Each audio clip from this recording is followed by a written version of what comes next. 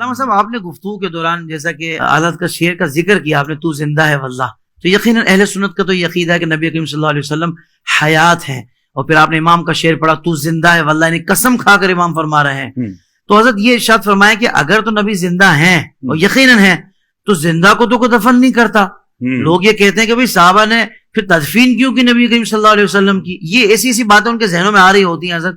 پہلے تو ان کے آنا پر مجھے حیرت ہو رہی ہے کہ ایسی باتیں ذہنوں میں آ رہی ہیں وہ بھی اپنے نبی کے لیے، اب آ ہی گئی ہے تو میں چاہوں گا کہ جواب بھی دے کر ان کی تسلی کر دیں۔ میں نے ماشاءاللہ اس لیے کہا کہ حافظ طاہر بھی ماشاءاللہ اتنا ذہین و فتین بندہ ہے کہ یہ بال کی کھال اتارتا ہے۔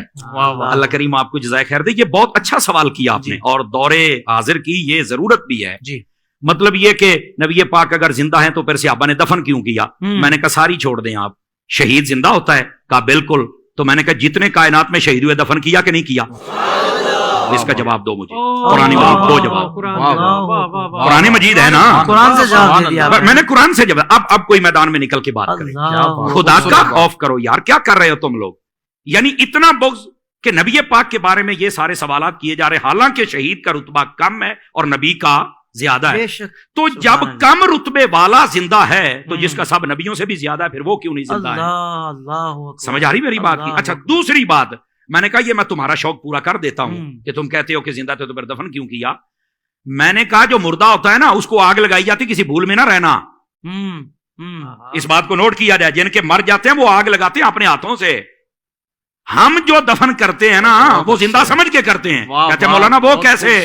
سن لیجئے، اور یار مجھے بتاؤ اگر زندہ نہیں ہے تو قبر میں اٹھ کے سوالوں کے جواب کون دیتا ہے؟ بتاؤ نا مجھے۔ یہ صرف اتنی دیر تک ہی موت کا حکم ہے کہ جب تک سانسیں باندھے ہم نے قبر کے سپرد نہیں کر دیا، اللہ کی رحمت کے سپرد نہیں کر دیا۔ اس نے یہ جہان بدلنا ہے، برزخی دنیا میں جانا ہے، سمجھ آ رہی ہے؟ اور اس کو کہتے ہیں برزخی حیات، یہ بھی میں آسانی کر دوں۔ بہت اچھے، سمجھ آ رہی میری بات کی؟ لیکن یہ کہنا کہ زندہ کو دفن کو نہیں کرتا، یہ تمہیں کس نے کہا ہے؟ میں ایک یہ جو دیہاتی لوگ ہمیں سن رہے ہوتے ہیں تو میں ان کی ایک مثال دے دیتا ہوں، شاید کسی کے کونے کھانچے میں بیٹھ جائے۔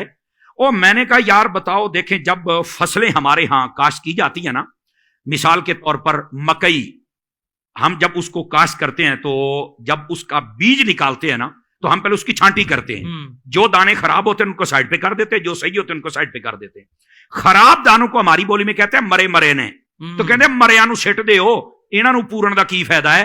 آ جڑے چنگے نے انہاں نو پورو، کچھ نکلے گا تے صحیح نا۔ اس کا مطلب ہے اگر یہ دیہاتی لاجک سے بھی دیکھا جائے نا تو زندہ کوئی دفن کیا جاتا ہے، مردے کو کوئی نہیں دفن کرتا ہے۔ سائنس سے لے کر دیہات، اور دیہات سے سائنس نے ہر زاویے سے ہم نے سمجھا دیا۔ دیکھیں نا ہم نے قرآن سے بات شروع کی ہے نا، ہم دائیں بائیں تو جا ہی نہیں سکتے۔ کیا کہنے۔ اور پھر یہ بھی ایک ویسے بھی بڑی عجیب و غریب، وہاں کیسے زندہ ہر طرف سے بند ہے؟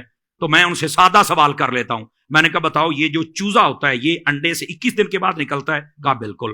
تو میں نے کہا بتاؤ یہ 21 دنوں تک کون سا سوراخ ہوتا ہے جہاں سے کوئی ہوا شوا جاتی ہے، کاربن ڈائی آکسائڈ جاتی ہے، کہاں سے آکسیجن جاتی ہے؟ تو کہتا نہیں یار تو مردہ نکلتا ہے، کہانی زندہ نکلتا ہے، کیسے زندہ رہا؟ کہتا یہ تو نہیں پتا۔ تو میں نے کہا پتا ہوتا تو سنی نہ ہوتا،